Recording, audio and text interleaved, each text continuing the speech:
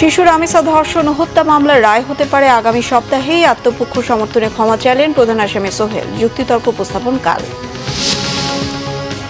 আদ্দিন হাসপাতালে 6 নবজাতকের মৃত্যুতে তদন্ত প্রতিবেদন জমা আজ। অবহেলার কারণেই প্রাণহানি, দায়ীদের ছাড় নয়, হুঁশিয়ারি স্বাস্থ্যমন্ত্রীর। গ্রাহক পর্যায়ে বিদ্যুতের দাম 1.5 টাকা বাড়িয়ে প্রতি ইউনিট 10 টাকা 63 পয়সা। বাড়ল সঞ্চালন চার্জও, কার্যকর 1 জুন থেকে। দেখছিলেন ক্রাউন সিমেন্ট সংবাদ শিরোনাম। আগামী সপ্তাহেই হতে পারে রাজধানীর পল্লবীতে 8 বছরের শিশু রামিসাকে ধর্ষণ ও হত্যা মামলার রায়। বুধবার আলোচিত এ মামলার আত্মপক্ষ সমর্থনে আসামিদের বক্তব্য উপস্থাপন শেষে সাংবাদিকদের কথা জানান পাবলিক প্রসিকিউটর ওমর ফারুক ফারুকী। মামলায় যুক্তিতর্ক উপস্থাপন আগামীকাল। রকুনুজ্জামানের রিপোর্ট। বুধবার সকালে রামিসা ধর্ষণ ও হত্যা মামলার 2 আসামিকে আনা হয় ঢাকা মহানগর দায়রা জজ আদালতে। আদালতের কার্যক্রমের শুরুতেই বিচারক আসামিদেরকে তাদের বিরুদ্ধে দেয়া সাক্ষীদের জবানবন্দি পড়ে শোনান। পরে আসামিদের বক্তব্য জানতে চাইলে প্রথমে নিজেকে নির্দোষ দাবি করলেও পরে ক্ষমা চান মামলার প্রধান আসামি সোহেল রানা। আরেক আসামি সোহেলের স্ত্রী স্বপ্না খাতুন নিজেকে সম্পূর্ণ নির্দোষ দাবি করেন।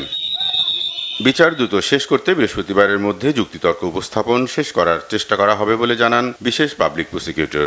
নিজেকে আদালতের নিকট মাপ চেয়েছেন, অর্থাৎ দোষী নিয়েছেন।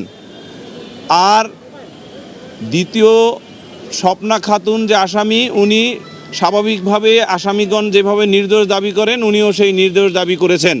আগামী সপ্তাহে এই মামলার রায় হবে বলে প্রত্যাশা পাবলিক প্রসিকিউটরের। আমরা আশা করছি, যেহেতু আগামীকাল যুক্তিতর্ক শুনানি হবে, আমরা আশা করছি আগামী সপ্তাহে, যেহেতু শুক্র শনিবার বন্ধ, আগামী সপ্তাহের প্রথম দিকে এই মামলাটি রায় হবে। এদিকে আসামির ক্ষমা চাওয়ার বিষয়টিকে আমলে নিয়ে বিচার কাজ এগিয়ে নেওয়ার আহ্বান জানান আসামিদের জন্য রাষ্ট্রনিযুক্ত আইনজীবী। সে বলছে আমি ভুল করেছি, আমি মাপ চাই। আসামি বলেছে আমি ভুল করেছি, আমি মাপ চাই। গত 19 মে মিরপুরের পল্লবীতে প্রতিবেশীর ফ্ল্যাট থেকে উদ্ধার করা হয় 8 বছরের শিশু রামিসার খণ্ডিত মরদেহ। রকুনুজ্জামান, বাংলা ভিশন, ঢাকা। রাজধানীর মগবাজারে আদ্দিন হাসপাতালে 6 নবজাতকের মৃত্যুর ঘটনায় তদন্ত প্রতিবেদন জমা দেওয়া হবে আজ। সন্ধ্যায় প্রতিবেদন দাখিল করা হবে বলে জানিয়েছেন স্বাস্থ্যমন্ত্রী সরদার শেখাওয়াত হোসেন। এ ঘটনায় পোস্টমর্টেম ছাড়া মামলা হলেও এই সুযোগ কাজে লাগিয়ে আসামিপক্ষ আইনি সুবিধা নিতে পারবে না বলে জানিয়েছেন তিনি। বলেন, এই অপরাধের কোনো ছাড় হবে না, বিচারক আবেগতাড়িত হয়েও রায় দেবেন না। সকালে সচিবালয়ের নিচু দপ্তরে সাংবাদিকদের কথা বলেন স্বাস্থ্যমন্ত্রী। বলেন, চায়না বাংলাদেশের যৌথ উদ্যোগে 5টি শহরে আধুনিক নকশায় নারীদের জন্য আধুনিক হাসপাতাল তৈরি করা হবে। এছাড়াও 5টি বিভাগীয় শহরে শিশুদের জন্য 200 শয্যার বিশেষায়িত হাসপাতাল ডিসেম্বরের মধ্যে উদ্বোধন করার কথাও বলেন স্বাস্থ্যমন্ত্রী। পাশাপাশি 492টি উপজেলায় 50 শয্যা হাসপাতালকে 101 শয্যা বিশিষ্ট হাসপাতালে রূপান্তরিত করা হবে বলেও জানান তিনি। যদিও আবেগতাড়িত হয়ে জাজ সাহেবরা রায় দেবেন না, but it is the reality যে 6টা বেবি সম্পূর্ণ অবহেলার কারণে মারা গিয়েছে। এবং রাজুকো যে রিপোর্ট দিচ্ছে সেটাতে টোটালি আনঅথরাইজড ইন্টারনাল স্ট্রাকচার। সবকিছু বিবেচনায় আমার মনে হয় না এই মামলায় তারা কোনো বেনিফিট পাবে বা এই অপরাধে তারা কোনো ছাড় পাবে, আমার মনে হয় না। দেশের সব মানুষের কথা বিবেচনা করে এবারের বাজেট দেওয়া হচ্ছে, জানিয়েছেন অর্থমন্ত্রী আমির খুসরো মাহমুদ চৌধুরী। তিনি জানান, বাংলাদেশের অর্থনীতি হবে বিনিয়োগ ভিত্তিক।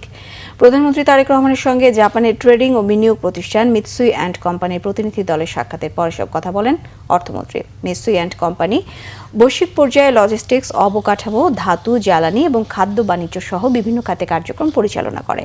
প্রধানমন্ত্রীর সঙ্গে সাক্ষাৎকালে মিৎসুই প্রতিনিধি দলের মধ্যে উপস্থিত ছিলেন প্রতিষ্ঠানটির এশিয়া প্যাসিফিক অঞ্চলের প্রধান নির্বাহী কর্মকর্তা মাকাতো সাতো, এশিয়া প্যাসিফিক বিজনেস ইউনিটের চিফ স্ট্র্যাটেজি অফিসার তাকানুবো মুরায়ামা, মিৎসুই বাংলাদেশের কান্ট্রি চেয়ারপারসন কেইনচিরো কাওয়ামোতো।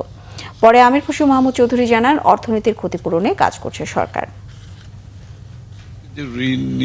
ঋণ ডেটের মধ্যে একটা ট্র্যাপের মধ্যে চলে যাচ্ছিলাম, সেখান থেকে আগামী দিনে ফিরে আসার জন্য যে পাবলিক ফাইন্যান্স ম্যানেজমেন্ট দরকার আমরা সেভাবেই করার চেষ্টা করছি, যাতে করে ক্রমান্বয়ে ঋণ উপর নির্ভর কম করে বিনিয়োগের উপর বেশি নির্ভর করতে হবে আমাদেরকে।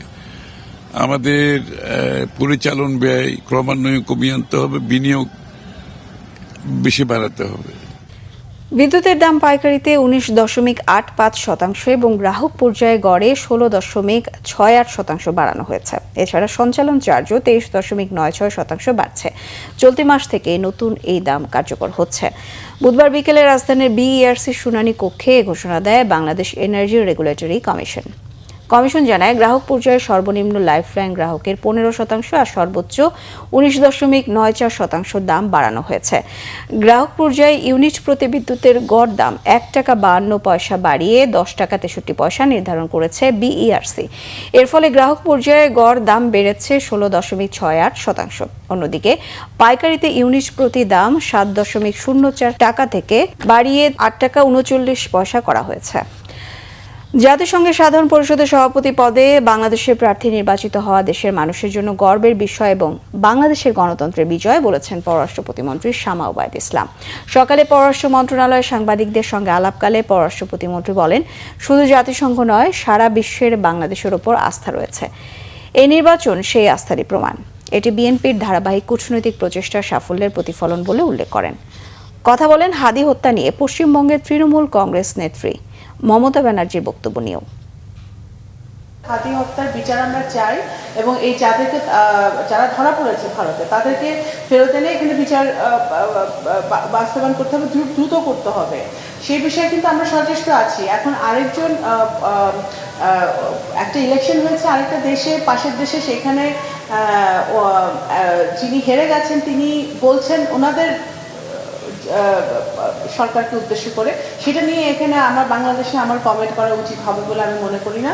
এবং কিন্তু আমরা হাতি হত্যার ব্যাপারে আমরা ডিরেক্টলি গভর্নমেন্টের সাথে, কারণ আমার যদি এই কালপ্রিটদেরকে ফেরত আনতে হয় তাদেরকে কিন্তু আমরা ভারত সরকারের সাথে কূটনৈতিক সম্পর্কের মাধ্যমে আমার ফেরত আনতে হবে এবং সেগুলো কিন্তু আমরা কাজ করছি খুবই সিরিয়াসলি এবং এটা কিন্তু এগিয়েছে, বেশ ভালো এগিয়েছে। তো সুতরাং আমরা ওই দিকে আগাতে চাই। হ্যাঁ, তা এখন সেটা যদি বাংলাদেশের সাথে যদি তারা কোনো কথা বলে তখন সেটা আমরা দেখি। রাজধানীর মিরপুরের একটি বাসা থেকে বৃদ্ধা নূরজাহান বেগমের মরদেহ উদ্ধারের ঘটনায় তদন্ত চেয়ে হাইকোর্টে রিট দায়ের করা হয়েছে। বুধবার সুপ্রিম কোর্টের আইনজীবী শরীফ সরকার জনস্বার্থে রিটটি দায়ের করেন। রিটের পক্ষে আইনজীবী হলেন ব্যারিস্টার এইচ.এম. সানজিদ সিদ্দিকী।